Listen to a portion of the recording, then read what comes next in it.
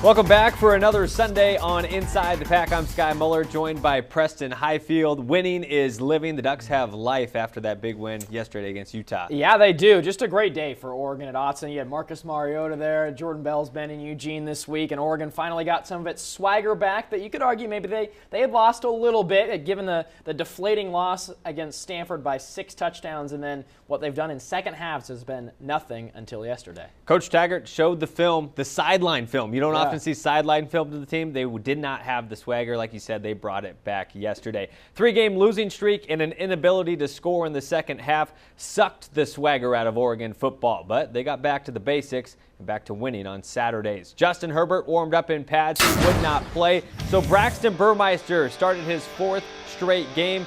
Carrington, you may remember Darren, entered this one leading the Pac-12 in yards per game. First drive of the game, Burmeister rolling right, flicks it out to Cam McCormick, and the Ducks made it easy there on Burmeister throwing early.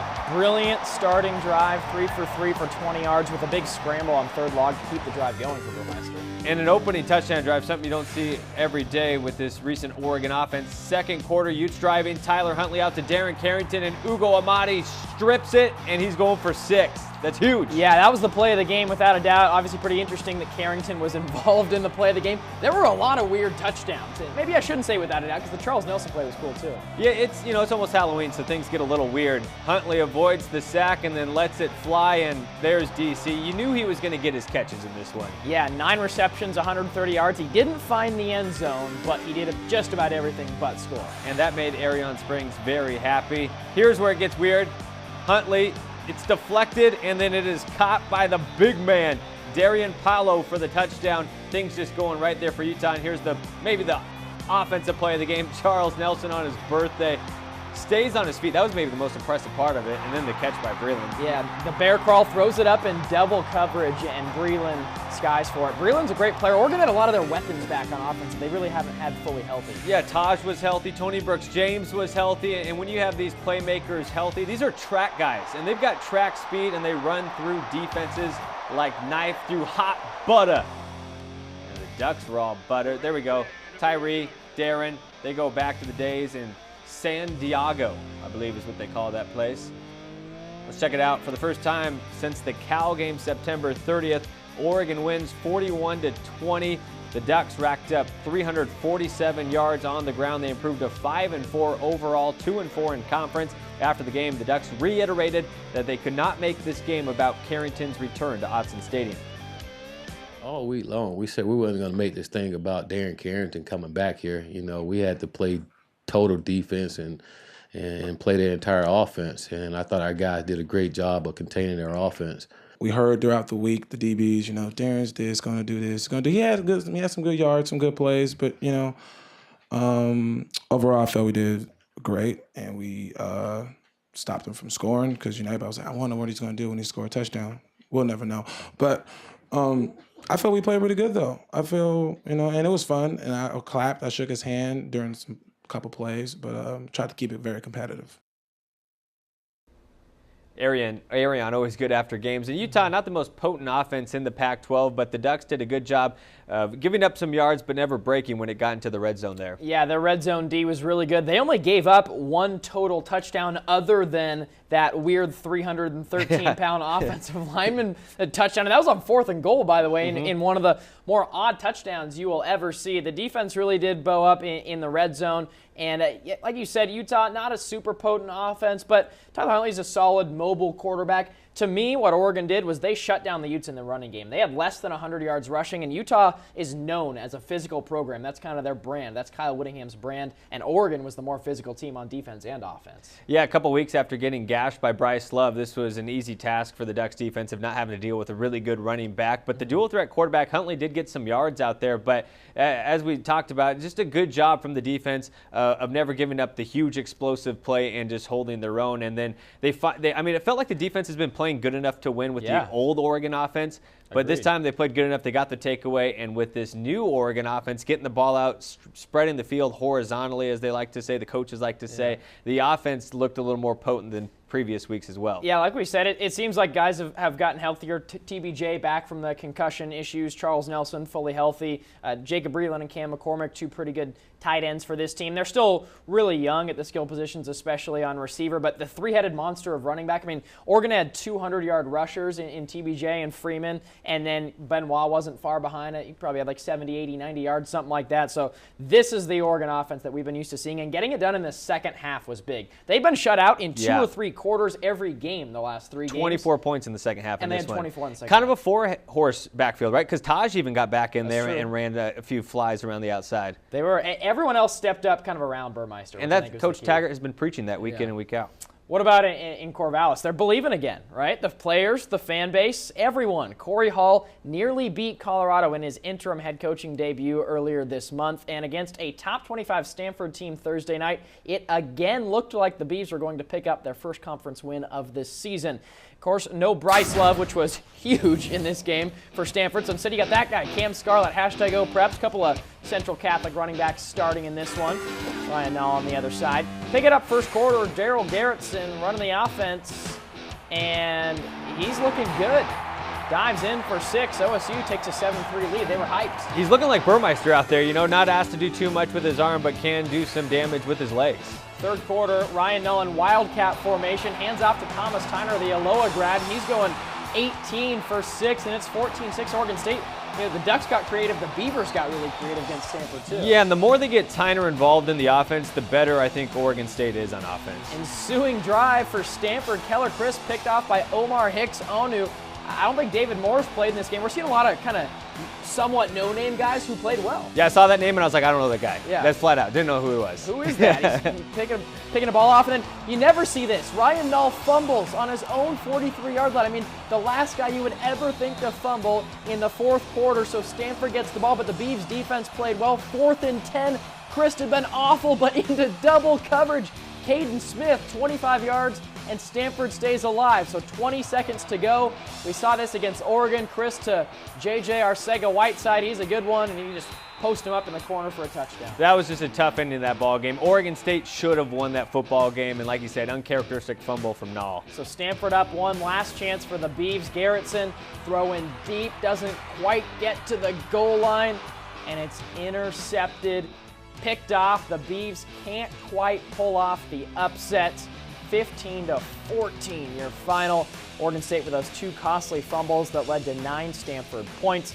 Another gut-wrenching loss. And for the second straight week, the Beavers racked up more total yards than their opponent, something that has less to do with the Beavs' physical makeup and more to do with their mental makeup, according to Cory Hall.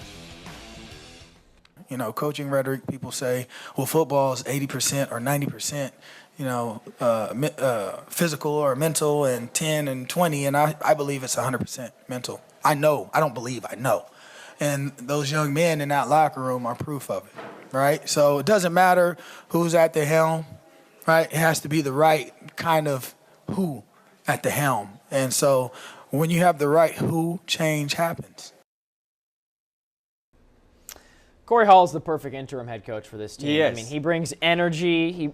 Everyone respects him. The players themselves are believing way more. You can see that. I mean, Oregon State was embarrassed many times this year. They would lose games by 4 touchdowns or more all the time to teams who were not even very good. The last 2 games, you could really make the argument, and I know no one's into moral victories, but Oregon State could be 2-0 in their last 2 games, and that's a direct reflection of Hall. Yeah, I'm the biggest opponent to moral victories. I just say it's 2 losses there. But no, there's no doubt about it. You look at this team, they're making strides. They've lost 2 games by a combined score of 4 points, which has just got to be crushing because, if they had a couple of those wins, the Coach Hall hype would be even higher than it already is. # all in is what they're saying up in Corvallis. Hall in. Hall in. Hall in. That's what the players want. They're all in on Hall. But, that Stanford game, it comes down to they turn the ball over 3 times. If you don't turn the ball over 3 times, you win that football game. If you turn the ball over 2 times, you win that football football game. And so at the end of the day, the morale is high, which is good despite 2 losses, but you still got to fix the mistakes there in the turnovers. And the Beavers need a little bit more from their offense. Their defense held Stanford to 222 total yards. They made Keller Chris look like a JV quarterback.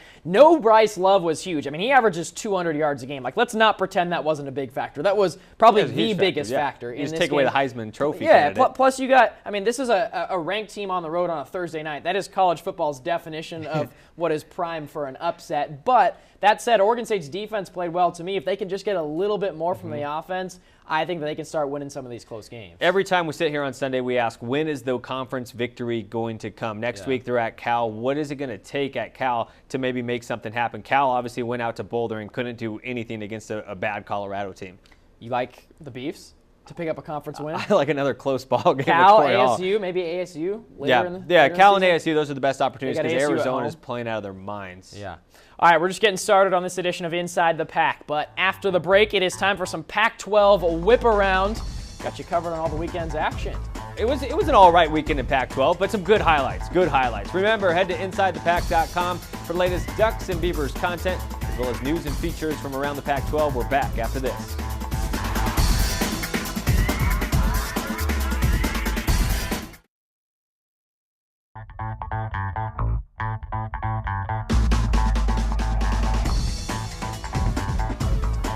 Welcome back.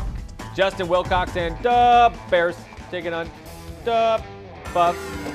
Oregon State, they're taking on Cal next week, so watch the film here. Steven Montez, Shea Fields, where are you at? Taking the top off the secondary. Wow, big play, Shea. 65-yard passing catch, 21-7, Colorado. Later in the second, Ross Bowers, the gymnast quarterback, finds Kanavai Noah, 27-yard touchdown catch. Throw the 2 hands up. Cal trails by 10, though. Fourth quarter, more from Montez. Montez actually got benched last week, but here he is playing well against California. Finds Jay McIntyre. That's the coach's kid. Earned, not given. That put the Buffaloes up 34-14. Colorado gets the W, 44-28. Alrighty, Washington is the highest-ranked Pac-12 team in the AP Top 25 as of this morning, checking in at number 12. But the Dogs needed to get their mojo back after last week's loss at ASU. Actually, that was 2 weeks ago. They only scored 7 points in that loss. They had the bye week to let that stew.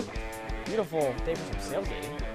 Montlake, one of the best venues in college football. Crush some crab and some shrimp out there. Second quarter, Jake Browning sneaking into the end zone. Dogs up 10-3. Offense gotten off to kind of a slow start this year for UW. Later in the second, Josh Rosen and Jordan Wilson between the cracks. An 8-yard touchdown. Bruins down just 1, but Rosen was holding the third quarter after getting banged up, and things kind of got away from UCLA in the third quarter. The Bruins have literally the worst rushing defense in all of college football, and Levon Coleman showing you why here. 33 to the hizzy. Huskies up 20-9. Dogs had 5 rushing touchdowns. They win this thing 44-23. Of course, they host the Ducks next week. Ooh, Herbert watch there. If Rosen's on another team in the Pac-12, are they going places? Yeah, absolutely. Like not USC, they already got Darnold. Hey, Washington State shut out Colorado last week, but the Speed D had their hands full Saturday night. A trip to Tucson to face a recharged offense led by Khalil Tate, the great. The Wildcats have not lost since Khalil Tate took over under center. Catching his thoughts pregame. Third quarter, Luke Falk was benched, so Tyler Helinski throwing it out to Tavares Martin Jr. 8-yard passing touchdown, 23-20 Washington State. Now it's 30-27 Arizona. Helinski picked off in the end zone. He threw 4 interceptions in the ballgame. That was Jace Whitaker with the touchback for the Cats. 2 plays later, J.J. Taylor. Mom, where's the meatloaf? That's what he's running to get right there. 79-yard rushing touchdown, put Arizona up by 10. Wildcats never trailed by too much in that one, and they win it 58-37. Meatloaf, very underrated food. Did turkey meatloaf a little quinoa? Woo! We got homecoming in Tempe. USC looking to spoil ASU's fun and stay atop the Pac-12 South. It's also Halloween weekend and probably a lot of not safe for web costumes up there in Tempe. First quarter, Sam Darnold to Deontay Burnett, the best receiver in the Pac-12. Is that a take? 32 yards, 7-0. Trojans statistically is the best receiver in the Pac-12. Now, USC, Alex Brink thinks he's fresh the off that 35-point loss last week in South Bend. That thing was ugly. But here's Darnold to Tyler Bonds, 42 to the house, and it's 14-3. USC, they jumped all over ASU in the first half to make sure this thing wasn't close. Second quarter, Ronald Jones busting 167. He rushed for 216 in this one. The Trojans racked up 607 total yards of offense. 48-17 in the final. That's your Pac-12 South frontrunner. Maybe game of the week next week, USC and Arizona. Pac-12 South on the there you line. go. That's going to be fun. Is that in the Zona Zoo? I think it is. Khalil Tate running wild. Can't cage him. Still ahead on ITP. We've got a new game, trick or treat. We made it up. It's just is Justin Herbert starting at quarterback against UW. Ooh, something to pay attention to. And then, is Khalil Tate the real deal? We'll discuss. All right, and as always, lots more Ducks, Beavers, and the rest of the Pac-12 online all the time at our website, InsideThePac.com. Trick or Treat is next.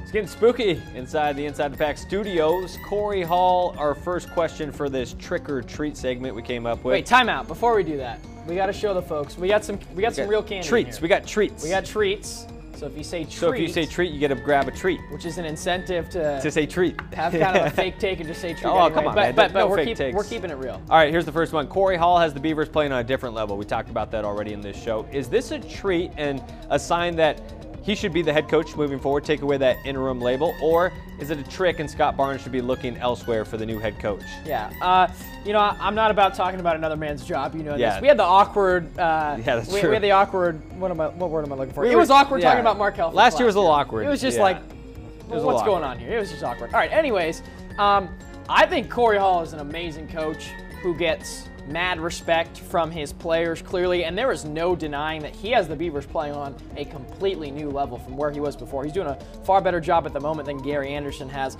I would just caution to Beaver fans who really want Cory Hall as their next head coach that being an interim head coach is much different than building a program, okay? So, like, being a head coach has a lot. I mean, you got to recruit, you got to lead, you got to, create that culture. That's a lot different than just kind of taking over for a couple of games. I don't think that he would make a bad head coach at all, but there's a reason that Oregon State has hired a recruiting service or a scouting service to talk with other coaches at the university and ask where the next Oregon State head coach would fit in and probably hire from the outside. So you're going trick then? I'm going I'll trick. say it. You didn't say it outright, but you're going trick. Yeah, no, I'm going trick. You had to sugarcoat it. Yeah. I'm going treat on this one. You think he should be their next head coach? I think he should get a good look. And because of the things you said, he needs to be able to recruit. The next head coach does. Cory Hall, from what you can tell in his personality and his ability to connect with players, he's going to be, and he already is, an awesome recruiter. You have to be able to lead. He can lead this team. He's an emotional leader, and he's just got so much energy, and the players have created a petition to keep him there because they love this guy. And because of those reasons, I think I'm going to grab some peanut M&Ms because that's a treat right there. I think you just wanted some peanut M&Ms. I really love peanut M&Ms. Hey, I'm rooting for Coach Hall wherever Everyone's he rooting goes for Coach Hall, next, right? or if he stays he's here. an awesome What a great individual. guy. Well, Oregon, they make the trek to 12th ranked Washington. Justin Herbert, he's going to start at quarterback. Well, we don't know that for sure.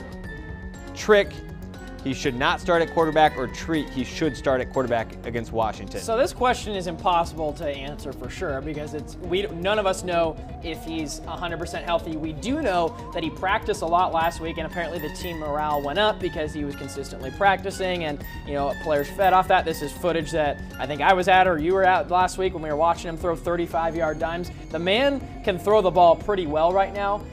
Is he 100% healthy or close to it? No one really knows. Coach Taggart said he could have played yesterday. I would think that because Oregon has a bye after Washington, if he's not feeling 100%, the difference from a 6-win team to a 7-win team, Vegas Bowl versus Belk Bowl, doesn't mean much, in my opinion, versus risking the kid's health long term. I understand that, but if the doctors say, Coach Taggart said the doctors never told him that Justin Herbert couldn't play yesterday, so he was good to go in that one. I think Justin Herbert, if he's good to go, if the doctors say he can play, then play him, because there's no guarantee that Arizona is going to be a win, because this guy, Khalil Tate, is coming in a couple weeks. 100%. And they're going to need one more win down the road to get to a bowl, and Arizona, maybe not that one. I say Khalil Tate, though, he's a treat as well, man, after he took down the Cougs. Let me just read some numbers for you. 4-0, 48 points per game for Khalil Tate the last 4 games. 840 rushing yards in October, most by any player in October in the last decade, according to the ESPN stats and info. That's running backs included. That's everyone. Most rushing yards. The dude is unbelievable. I mean, they were shut out, or Washington State shut out Colorado. Arizona hung 58 on Washington State. That shows you Khalil Tate. Yeah, and the only person rushing for more yards than Khalil Tate in this, by the way, I get to take this conference I get is to Bryce take a candy Love. for that for I the had first time, 2 treats 'cause in he's there. a treat. We had a couple treats in there. I had a couple treats. Well, just about to wrap up this edition of Inside the Pack. When we come back, it's time to find out who burnt the toast. We'll be right back.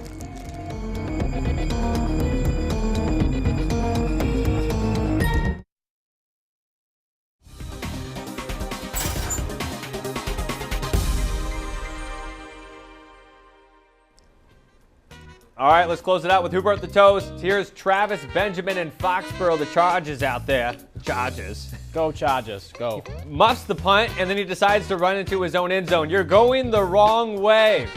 Throw up the shark fin for me. The defense knows, the special teams knows, and now the simultaneous. Wait, you ready? Yeah, 3, 2, 1. that was good. That was good. That burning the toast. He left the fridge open. He left the fridge open, Rick. Rick Lindfors hooking it up there. All right, we got Tennessee football on the road at Kentucky. Final seconds. Let's see if we can pull it up here. Tennessee football is just a whole Who burnt the toast. Yeah, all right, yeah. Final seconds. Down 3. You need a Hail Mary. Gotta keep Butch so they Jones. throw it deep, and it's caught, but they threw it 5 yards short of the end zone. Tennessee football, the point of a Hail Mary is to throw it into the end zone. And Butch Jones, they are 0-5 in the SEC. Yeah, it's ugly. It's ugly. Oregon headed to Washington. OSU down to Berkeley. Should be another good episode next Sunday on Inside the Pack.